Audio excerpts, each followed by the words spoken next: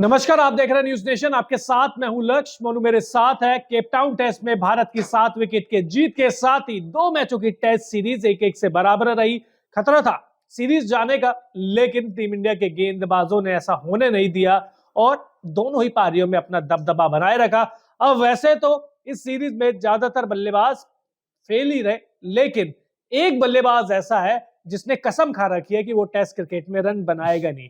Selector ने कसम खा रखी है कि हम बार बार मौके देंगे, लेकिन इस खिलाड़ी ने भी कसम खा रखी है कि नहीं, आप कितने भी मौके दे लो, मैं सिर्फ एक काम करूंगा, मैं सिर्फ हो जाऊंगा फ्लॉप।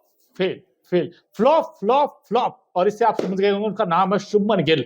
आप ये देखिए WTC के बाद 100 छोड़ दीजिए, 50 छोड़ दीजिए, 30 से ज्यादा रन भी नहीं है यार। क्या क्या बैट्समैन है यार। एक में 36 इनका हाईएस्ट है। उसके बाद आप उसकी पारी उठा के देख लीजिए, 31 का एवरेज था इस टेस्ट सीरीज स्टार्ट होने से पहले। अब तो और डिक्लाइन कर गया है ये। और दोनों टेस्ट मैचों की अगर पारियों पर नजर डालें तो पहले टेस्ट मैच में देखिए फर्स्ट इनिंग में उन्होंने 12 रन बनाए थे।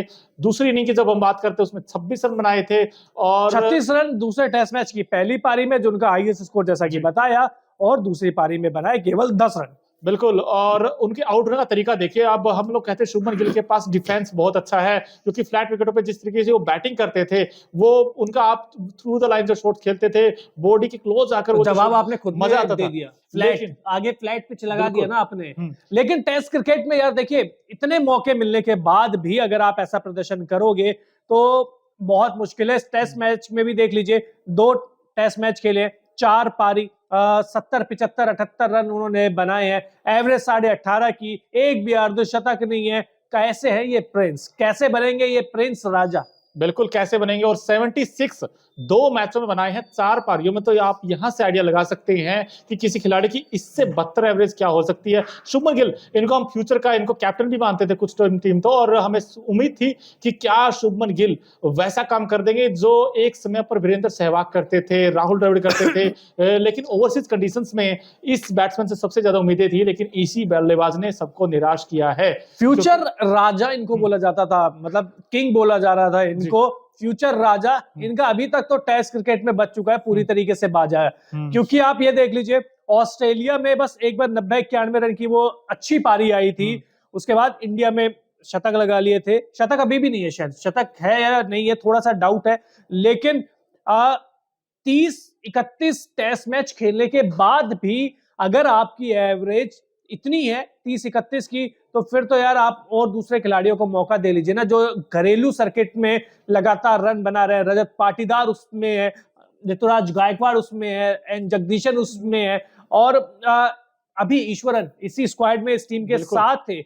तो बार बार इतने, क्योंकि 30-31 यार पूरी जिंदगी में मोनू आपको भी पता होगा कि इतने टेस्ट मैच क्रिकेटर अपनी जिंदगी में नहीं खेल पाते हैं। इनको इतने मौके मिल चुके हैं। बिल्कुल मौके मिल चुके हैं। हालांकि 100 है इनका टेस्ट फॉर्मेट में इंडियन कंडीशंस में, लेकिन आपको दोस्तों असली जो रियल टेस्ट होगा ना, वो कोई बैट्समैन अच्छा बनता है तब जब आप सेना कंट्रीज में, south Africa, England, New Zealand, Australia, वहां जाकर रन बनाए। लेकिन साउथ अफ्रीका में जहां पर गेंद हरकत करता है, अच्छे सीम पर पड़ने के बाद वहां आपका टेस्ट होता है। आप देखिए ना, वहां पर केएल राहुल ने दिखाया ना वो टेम्परामेंट। आप देखिए विराट कोहली हमेशा की तरह वो क्लोज टू द बॉडी खेलते हैं ना। तो शुभमन गिल के पास जब इस तरीके का उनके पास आर्ट है खेलने का, और उसके बाद भी अक्रॉस द लाइन जाकर शॉट खेलते हैं, आउट होते हैं। आप बताइए, आउट होने का तरीका देखिए। आप बाउंसी पिच की बात कर रहे हैं। इंडिया में भी टेस्ट मैच खेले, इंडिया में भी रिकॉर्ड खराब है, स्पिन भी ढंग से नहीं खेल पा रहे हैं। आप स्पिन भी ढंग से नहीं खेल पाएंगे, आप स्पिन पे भी डिफेंस अच्छा नहीं कर पाएंगे, आप बाउंसी पिच पे भी डिफेंस अच्छा नहीं कर पाएंगे। तो ऐसे तो कैसे काम चलेगा?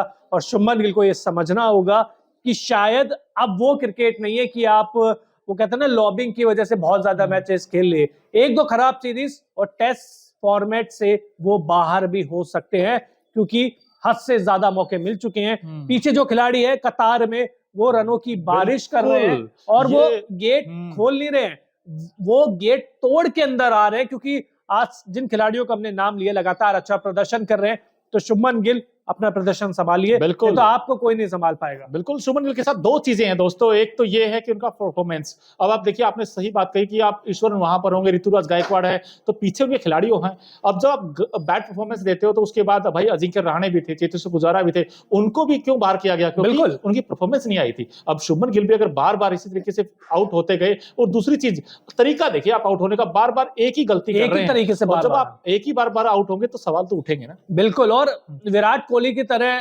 एक्टिंग करने से, विराट कोहली की तरह मैदान पे डांस करने से आप विराट नहीं बन जाते, आपको उनकी तरह रन भी बनाने पड़ेंगे। और देखिए विराट के पीछे आप मेहनत देखिए कितनी, आप नेट प्रैक्टिस करते हैं, और इसीलिए तो कहते हैं कि बाहरी कंडीशंस में अगर आपको रन बनाना है तो जिगरा दिखाना पड़ेगा, और वो जिगरा कब दिखाएंगे ये बड़ा सवाल रहेगा। आप भी बताइए, आपको क्या लगता है शुभमन गिल की और क्या टेक्निकल कमजोरी आपको नजर आती है? और कितने मौके और उनको मिलने चाहिए, बिल्कुल। कमेंट बॉक्स में जरूर बताएं। वही अगर आपने अब तक न्यूज नेशन को सब्सक्राइब नहीं किया है तो जल्द से जल्द कर लीजिए। बहुत बहुत शुक्रिया।